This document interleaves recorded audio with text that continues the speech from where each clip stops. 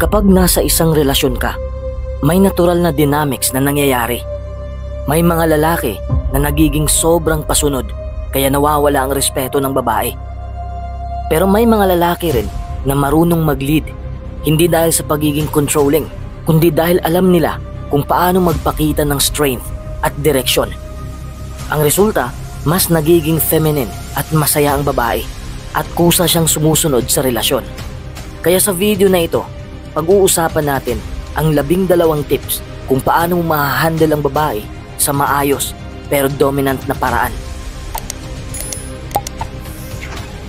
Number 1, maging confident sa sarili mo. Kapag may tiwala ka sa sarili mo, ibang level ang dating mo sa babae. Hindi lang ito tungkol sa itsura o kayamanan. Nagsisimula ito sa kung paano mo dinadala ang sarili mo araw-araw. Halimbawa, kung pumapasok ka sa isang kwarto na nakayuko, mahina ang boses at parang wala kang tiwala sa sarili, natural lang na hindi ka seryosohin. Pero kung naglalakad ka ng diretso ang likod, malinaw magsalita at marunong tumingin sa mata ng kausap, agad mong pinaparamdam na may bigat ang presensya mo. Ang babae, instinctively, naa-attract sa ganitong klaseng lalaki. Kasi kapag confident ka, pinapakita mo na kaya mong panghawakan ang sarili mong mundo. At kapag nakita niyang kaya mong panghawakan ang sarili mo, mas magkakaroon siya ng tiwala na kaya mo ring i-lead ang relasyon niyo. Isipin mo, kung wala kang tiwala sa sarili mo, paano pa siya magkakaroon ng tiwala sa'yo? Kaya bago mo asahan na maging submissive ang babae, unahin mong patatagin ang confidence mo. Paano? Sa simpleng paraan, alagaan ang katawan mo, mag-improve sa career, o kahit sa simpleng decision making. Huwag kang palaging ikaw na lang bahala. Doon pa lang, ramdam na niya na lalaki kang may direksyon. Number 2, panindigan mo ang mga desisyon mo. Maraming lalaki ang natatakot magdesisyon kasi baka magkamali, baka hindi magustuhan ng babae, o baka ma-judge ng iba. Kaya ang nangyayari, lagi nilang sinasabi, ikaw na lang bahala, kahit ano na lang. Sa una, baka cute o gentleman pakinggan. Pero kapag paulit-ulit mong ginagawa, unti-unting mawawala ang respeto sa'yo ng babae. Kasi para sa kanya, paano ka magiging leader ng relasyon kung sa maliliit na bagay pa lang, hindi ka makapagdesisyon? Halimbawa, nagde-date kayo at tinanong ka niya kung saan ka kakain. Kung sagot mo ay, ikaw na lang pumili, tapos araw-araw mo yung sinasabi, mapapansin niyang hindi ka marunong mag-lead. Pero kung confident mong sasabihin, okay, may alam akong magandang restaurant, doon tayo, mas mararamdaman niyang kasama niya ang isang lalaki na may direksyon. Hindi naman ibig sabihin na hindi ka marunong makinig. Pwede ka pa rin magtanong ng suggestion niya, pero ikaw ang magbibigay ng huling choice. Kapag pinaninindigan mo ang mga desisyon mo, hindi lang pagkain o lakad ang pinag-uusapan dito. Ito ay tungkol sa lahat ng aspeto ng buhay. Trabaho, pera, future plans, pati values mo. Kapag nakita ng babae na buo ka sa mga prinsipyo mo, kahit hindi kayo laging magkasundo, mas rirespetuhin ka niya. Kasi para sa kanya, mas mahalaga ang lalaki na may paninindigan kaysa sa lalaki na laging nakikisama kahit taliwas na sa sarili niyang paniniwala. Isipin mo, kung ikaw mismo nagdadalawang isip sa mga choices mo, paano niya mararamdaman ang security sa relasyon niyo? Ang babae ay naturally nagiging submissive sa lalaki na malinaw ang direksyon at hindi natitinag sa bawat ihip ng hangin. Kaya huwag kang matakot magdesisyon. Ang importante, kaya mong panagutan ito at kaya mong patunayan na tama ang landas na pinili mo. Number 3, panatilihing composed sa stress. Normal lang na dumating ang mga sitwasyon na puno ng pressure, traffic, trabaho, pera, o kahit simpleng tampuhan sa relasyon. Pero tandaan mo, kung paano ka mag-react sa stress, doon nakikita ng babae kung gaano ka ka-strong bilang lalaki. Kung konting problema lang at agad kang nagagalit, naninigaw o nawawala sa hulog, mawawala rin ang tiwala niya sa leadership mo. Kasi ang iniisip niya, kung sa ganitong maliit na bagay hindi ka composed, paano pa kaya sa mas malalaking problema? Kaya napakahalaga na manatili kang kalmado kahit anong mangyari. Halimbawa, imaginein mo, nagkaaberya sa biyahe nyo.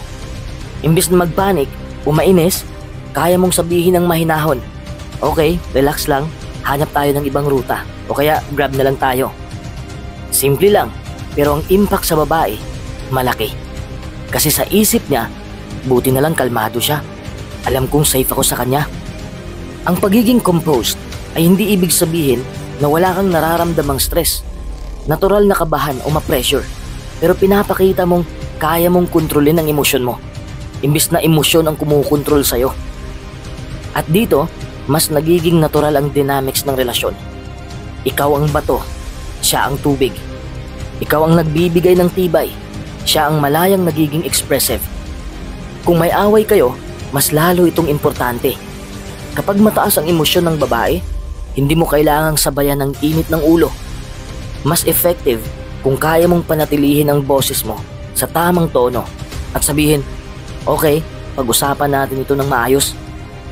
Kasi kapag hindi mo hinayaan ang sarili mong lamunin ng stress, mas madali ring kumalma siya.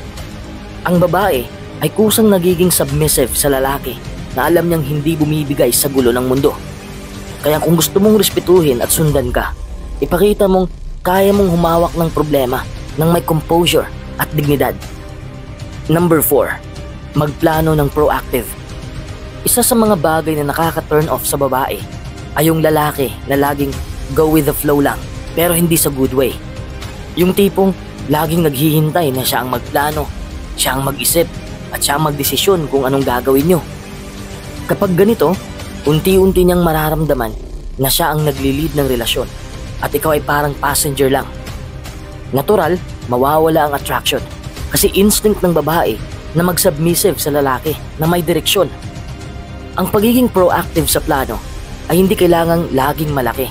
Hindi mo naman kailangan agad magplano ng bakasyon abroad. Pwede itong magsimula sa simpleng bagay.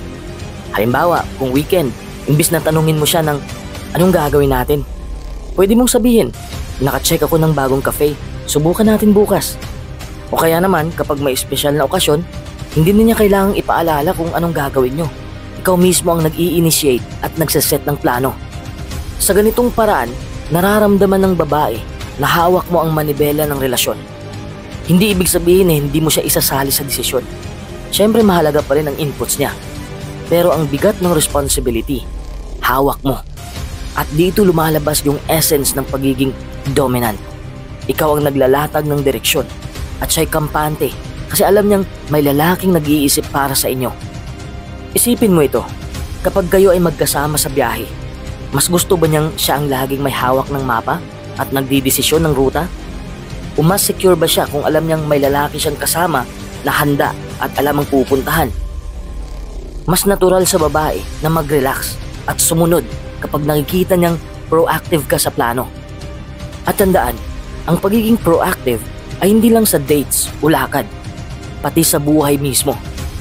Kapag nakikita niyang may vision ka, mas nagiging inspired din siyang mag-align sa direksyon mo. Doon siya kusang nagiging submissive kasi alam niyang hindi mo lang siya dinadala kung saan-saan, kundi may malinaw kang tinutumbok. Number 5, maging decisive.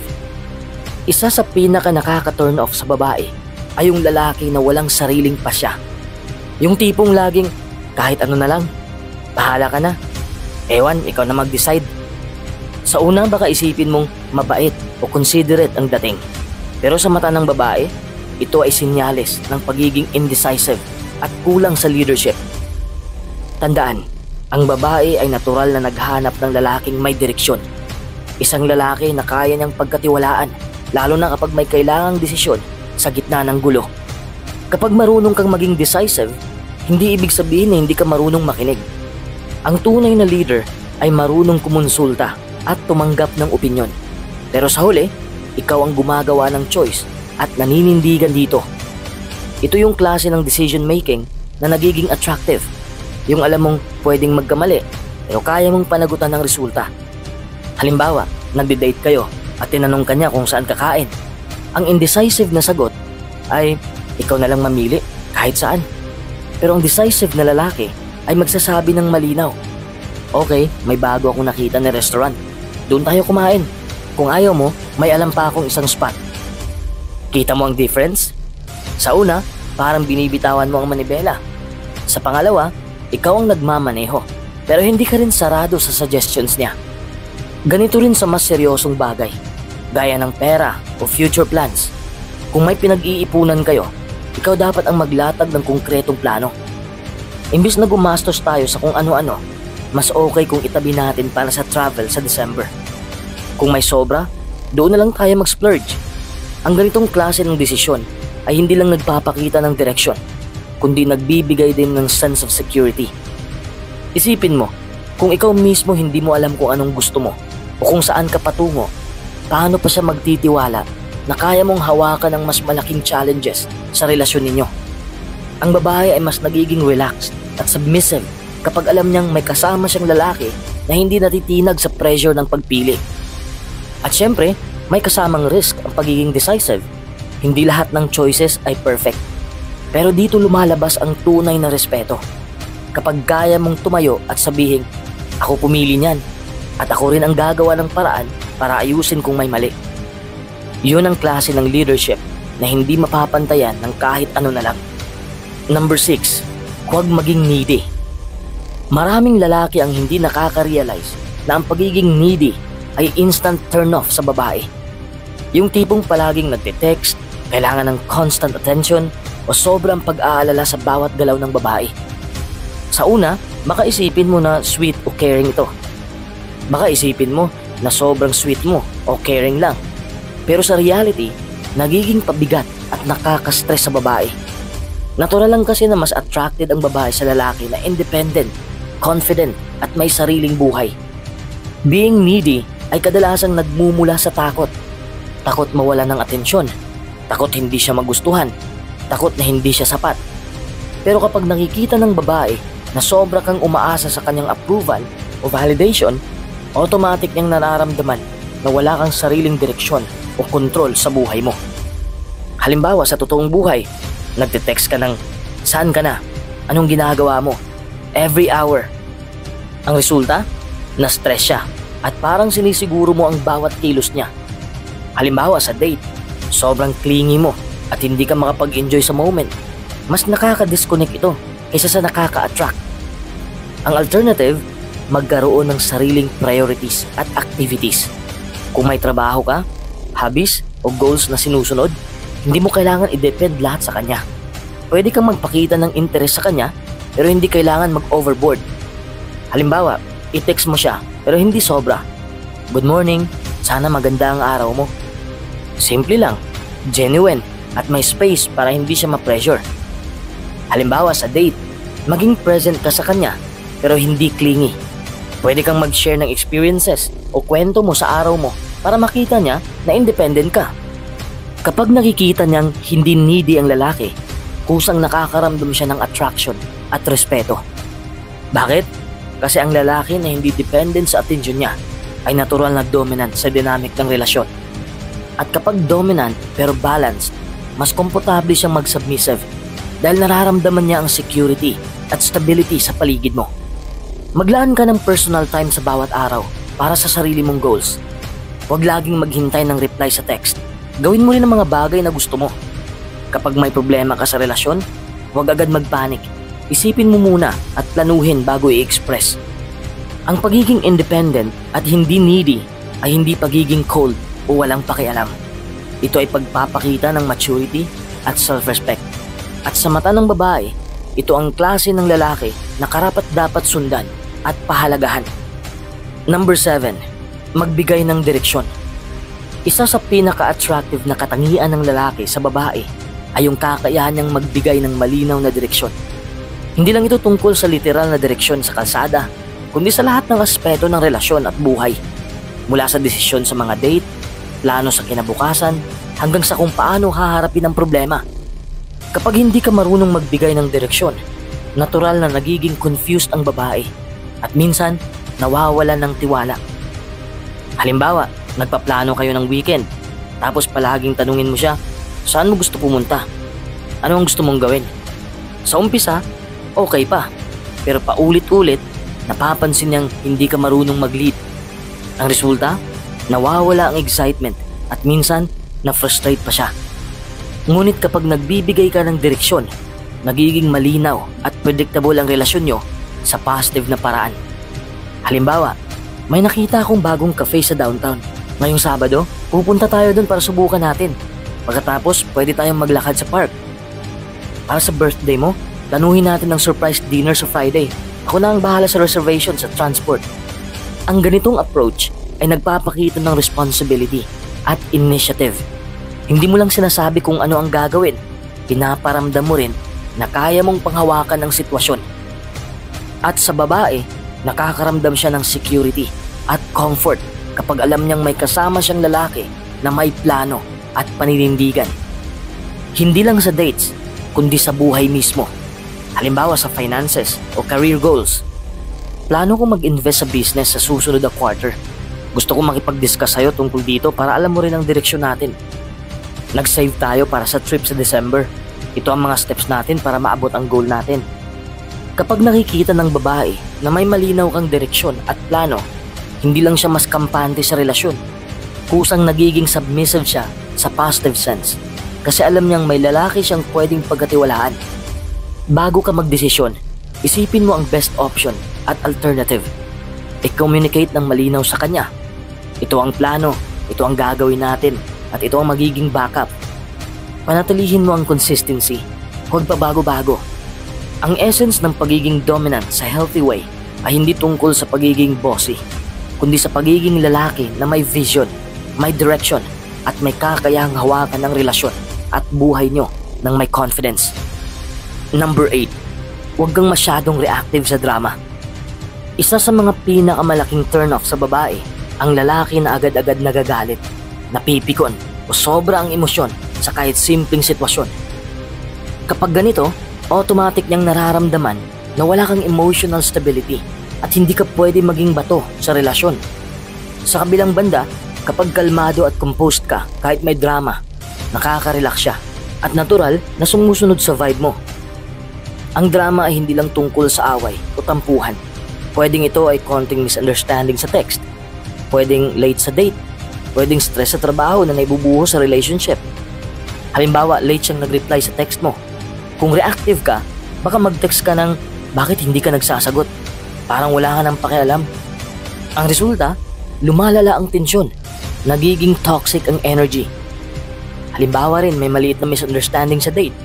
Imbis na mag-react agad at mainis, pwede mong sabihin, okay, intindihin natin muna. Relax lang tayo at ayusin natin. Ang tono mo ay nagpapakita ng control at maturity. Kapag nakita niyang hindi ka madaling ma-react sa drama, kusang nagiging submissive siya sa sense na pwede siyang mag-relax at maging herself. Kasi nakikita niya na may lalaki siyang pwedeng sandalan emotionally, hindi yung lagi siyang nasa defensive mode. Huminga ka muna bago ka mag-react. Kahit 3 deep breaths lang, makakatulong ito para hindi agad emosyon ang kumukontrol sa'yo. Think before you speak. Ask yourself, makakatulong ba ang sasabihin ko o makakasira lang ng vibe? Mag-focus ka sa solusyon, hindi sa problema. Sa halip na magreklamo o magsisi, magbigay ka ng constructive approach. Ano ang gagawin natin para maayos ito? Keep your perspective. Madalas ang drama ay minor lang sa mas malaking context ng relasyon. Huwag mong palakihin ang maliit na bagay. Ang lalaki na hindi masyadong reactive sa drama ay natural na nagiging anchor sa relasyon. Ang babae ay mas kampante, mas relaxed at kusang sumusunod sa kanyang partner dahil alam niyang kahit may problema o stress, kaya mo siyang gabayan ng may calm authority. Number 9. Magpakita ka ng empathy pero hindi pagiging pushover. Isa sa pinakamahalagang katangian ng lalaki sa relasyon ay ang kakayahang makiramay at makaintindi sa nararamdaman ng babae. Pero hindi ibig sabihin nito ay hayaan mo na lang siya na mang-abuso o palaging ikaw ang susunod sa gusto niya. Ang tamang balanse ng empathy at firm boundaries ang nagpapakita ng tunay na maturity at leadership. Empathy ay ang kakayahang makaramdam at makarelate sa nararamdaman ng babae. Halimbawa, nagkaroon siya ng stressful day sa trabaho at frustrated siya. Kung walang empathy, baka sabihin mo lang, ayos lang yan, stop na. Sa halip, pwede mong sabihin, alam ko, nakakapagod talaga ang araw mo. Gusto mo ba mag-relax muna tayo o gusto mo lang makausap ako? Dito, pinapakita mong naiintindihan mo siya at available ka emotionally. Ngunit may hangganan ng empathy. Hindi mo kailangang pabayaan ang sarili mo o isakripisyo lahat ng gusto mo para lang masaya siya. Dito pumapasok ang firm boundaries. Halimbawa, gusto niyang umuwi kayo ng hating gabi kahit may work ka kinabukasan. Maaari mong sabihin, gets ko na gusto mo, pero kailangan kong magpahinga para productive bukas. Pwede natin gawin ito sa weekend.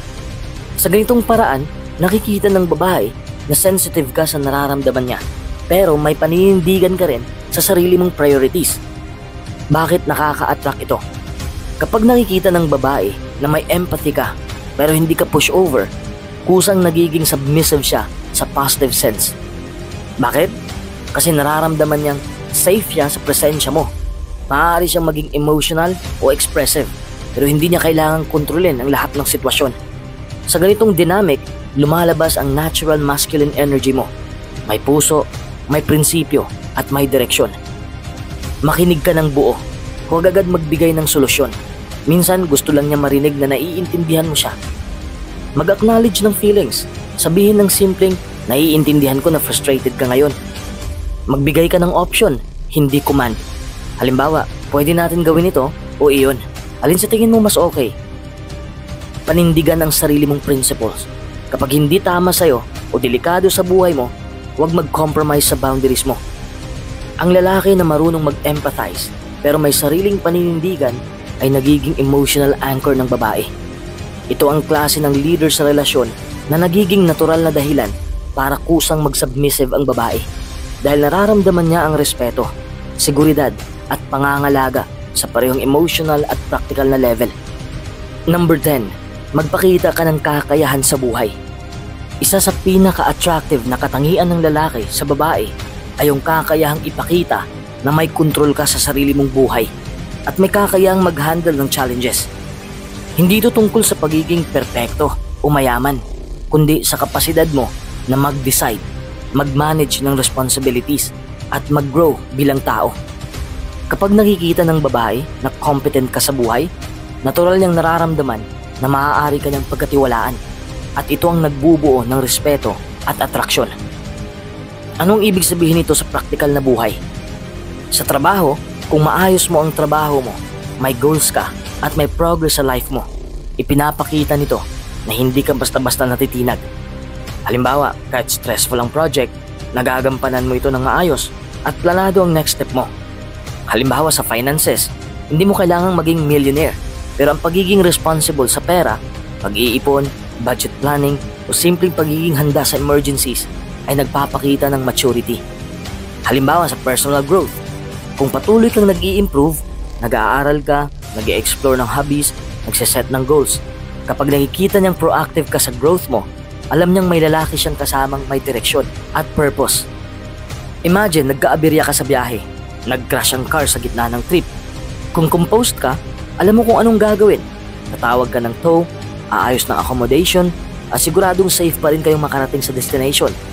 Kung reactive at panic ka, hindi lang siya stressed, mawawala rin ang sense of security niya. Sa kabaligtaran, kapag kaya mong hawakan ang problema ng may calmness at plan, natural siyang magkakaroon ng tiwala at respeto sa'yo. Kapag nakikita niyang may kakayahan ka sa buhay, mas kampante siya sa relasyon. Kusang sumusunod siya sa male leadership na may substance at reliability, hindi sa dominance na walang basihan. Ang lalaki na competent sa buhay ay nagiging anchor sa emotional at practical side ng relasyon. Kaya mas nagiging receptive ang babae sa guidance at direksyon mo. Set personal goals and achieve them. Kahit maliit na target sa work o hobbies. Plan for contingencies. Ipakita mo na kaya mong mag-handle ng problems calmly. Keep learning. Patuloy ang growth sa skills at knowledge. Show initiative. Sa simpleng bagay, huwag laging depende sa kanya. Ang lalaki na may kakayahan sa buhay ay natural na dominant sa healthy way. Hindi dahil sa power, kundi dahil may confidence, direction, at reliability. At kusang sumusunod sa natural flow ng relasyon. Dahil ramdam niya na safe, guided, at may partner siyang pwedeng pagkatiwalaan. Number 11. Mag-lead sa intimacy. Isa sa pinaka-importanting aspeto ng relasyon at kadalasang pinapansin ng babae ay kung sino ang nagli-lead sa intimacy. Hindi lang ito tungkol sa physical na aspeto. Kasama rin dito ang emotional closeness, timing, at pagpapakita ng affection. Ang lalaki na marunong mag-lead sa intimacy ay nagpapakita ng confidence, initiative, at sensitivity. Tatlong bagay na natural na nakaka-attract sa babae. Ano ang ibig sabihin ng mag-lead? Hindi ka nangangapa o nag-aantay lang ng signal. Halimbawa, sa simpleng hawak kamay, gentle hug, o first kiss, ikaw ang nag-i-initiate sa isang paraan na komportable at respectful. Hindi mo pinipilit, pero alam mo ang tamang timing at context. Ikaw ang nagtatag ng tone ng closeness. Halimbawa, kapag nagkikwentuhan kayo ng personal, ikaw ang nagbabahagi rin ng nararamdaman mo. Hindi lang siya. Ito ay nagpapakita ng vulnerability na may confidence. Halimbawa, nagkakainan kayo at nagkikwentuhan. Imbis na maghintay ka lang sa kanya na magpakita ng affection, pwede mong gently hawakan ng kamay niya at sabihin, ang saya-saya mo kasama, gusto ko laging ganito. Halimbawa, sa panahon ng movie, maaari mong yakapin siya nang hindi nakaka-pressure. Gusto mo ba ng konting lapit habang nanonood tayo? Dito, ikaw ang nagsiset ng mood pero nagbibigay pa rin ng choice sa kanya. Bakit nakaka-attract ito? Kapag ang lalaki ang nagli-lead sa intimacy, nararamdaman ng babae na safe at guided siya. Hindi niya kailangan mag-alala kung ano ang gagawin o kung magiging awkward ang moments. Ito rin ang nagpapakita ng masculine energy. Ikaw ang nagmamanage ng space, ng tempo, at ng energy ng relasyon. Kaya kusang nagiging relaxed at receptive siya. Observe and listen. Alamin mo kung ano ang comfort level niya. Ang leadership sa intimacy ay hindi pagiging pushy. Start small. Gentle touches, light hugs, o simpleng gestures ng affection ay simula pa lang. Communicate. Tanungin mo at ipaalam ang intentions mo sa gentle way. Mix emotional and physical intimacy. Hindi lang physical, ang meaningful conversations ay nagbibuild din ng closeness. Ang lalaki na marunong mag-lead sa intimacy ay nagiging anchor sa emotional at physical connection. Ang babae ay mas nakaka-relax, mas kampante, at kusang sumusunod sa natural rhythm ng relasyon. Ang tamang leadership sa intimacy ay hindi tungkol sa pagmamadali o pagiging dominant sa forceful way. It's about confidence, sensitivity, at timing. Number 12. Maging mapagbigay pero hindi sunod-sunuran. Isa sa pinaka-attractive na katangian ng lalaki sa babae ay yung kakayahang maging generous o mapagbigay pero hindi dahil sa takot o sa pilitang gusto mo siyang mapasaya.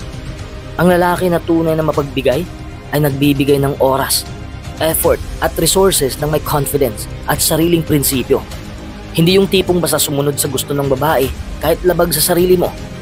Ano ang ibig sabihin nito? Mapagbigay sa effort. Nag-i-initiate ka ng dates, surprises o kahit simpleng gestures pero hindi ka nag-overextend kung alam mong hindi mo kaya o hindi practical. Halimbawa, gusto niya ng dinner sa fancy restaurant pero alam mong mas makakabuti sa budget na magluto ka na lang o magdala ka sa picnic. Mapagbigay ka sa effort mo pero hindi ka sunod-sunuran sa lahat ng demand niya. Mapagbigay din sa atensyon. Nakikinig ka, supportive ka sa goals niya pero hindi mo inuubos lahat ng oras mo sa kanya lang. May sarili ka ring priorities at buhay. Mapagbigay din sa resources. Pwede kang magbayad ng date o magbigay ng regalo pero hindi dahil may guilt o pressure. Ibig sabihin, nagbibigay ka dahil gusto mo, hindi dahil natatakot ka na mawala siya. Halimbawa, gusto niyang bumili ng mamahaling gadget. Sabihin mo, gets ko na gusto mo yan. Sa ngayon, kaya natin yung budget-friendly version muna. Tapos sa susunod, plano natin yung full one. Mapagbigay ka sa solusyon pero may boundary. Halimbawa, nagplano siya ng road trip. Maaari mong sabihin, sige, kasama kita sa trip. Ako na ang bahala sa plano ng travel natin. At pagkain rin. Pero may mga stops ako na gusto ring maranasan natin. Mapagbigay ka sa organization at effort pero may sariling vision ka rin. Bakit nakaka-attract ito? Kapag nakikita ng babae na mapagbigay ka pero may sariling prinsipyo at hindi ba sa sunod-sunuran, nakikita niya ang natural masculine energy mo. Confident, independent at responsible. Hindi siya nagiging dominant sa relasyon, kundi kusang nagiging submissive sa positive sense. Kasi alam niyang may lalaki siyang pwedeng pagkatiwalaan. Alamin mo ang limit mo. Bago ka magbigay ng effort, attention o resources, siguraduhin mo na kaya mo pa rin panindigan ang desisyon mo. Magbigay ka ng may intent. Maglaan ka ng oras at effort dahil gusto mo, hindi dahil natatakot ka o pressured. Panindigan mo ang sarili mong principles. Kung may request siya na labag sa values mo, mag-offer ka ng alternative instead na sumunod ka agad. Observe reactions. Kapag maayos ang balance, mararamdaman mong mas responsive siya sa effort mo at mas nagiging appreciative. Ang pagiging mapagbigay pero hindi sunod-sunuran ay nagpapakita ng maturity, confidence at leadership. Ang babae ay mas nagiging relaxed, mas kampante at kusang sumusunod sa natural dynamic ng relasyon dahil nakikita niya na may lalaki siyang nagmamalasakit pero may sariling direksyon at paninindigan. Sa huli, ang pagiging dominant sa relasyon ay hindi tungkol sa pagiging controlling, bossy o mapang-abuso. Ang tunay na dominance ay nagmumula sa self-confidence, paninindigan, emotional stability at kakayahang mag-lead ng may respeto. Kapag marunong kang maging decisive, magbigay ng direksyon, maging composed sa stress at panatilihin ang tamang balanse ng empathy at boundaries, kusang nagiging submissive ang babae, but in a healthy, natural way. Ang babae ay hindi nagiging submissive dahil natatakot siya o sa pilitan, kundi dahil nararamdaman niya na safe siya sa presence mo, guided siya sa relationship, at may partner siyang may malinaw na direksyon sa buhay. Kapag nakikita niyang hindi ka needy, hindi masyadong reactive sa drama, at marunong mag-lead sa intimacy at decision making, mas nagiging relaxed at receptive siya. Sa madaling sabi, ang dominance sa relasyon ay tulad ng anchor sa barko. Hindi mo kinukontrol ang dagat, pero ikaw ang nagbibigay ng stability sa barko. Kapag ang lalaki ay grounded, confident at consistent, natural lang na magiging attracted at supportive ang babae. Hindi ito instant magic. Kailangan ito ng practice, patience at consistency. Pero kapag na-master mo ito, makikita mo ang malaking pagbabago sa dynamics ng relasyon. Mas respetado ka, mas valued, at mas komportable siyang sumunod sa leadership mo. Kusa, hindi pilit. Ang pinaka-importante, ang dominance na may respeto at boundaries ay nagbubunga ng mutual trust, comfort at long-term connection. Ito ang klaseng lalaki na hindi lang ina-admire, kundi sinusundan at pinapahalagahan ng babae. Hindi dahil sa power, kundi dahil sa character, maturity at integrity mo bilang partner.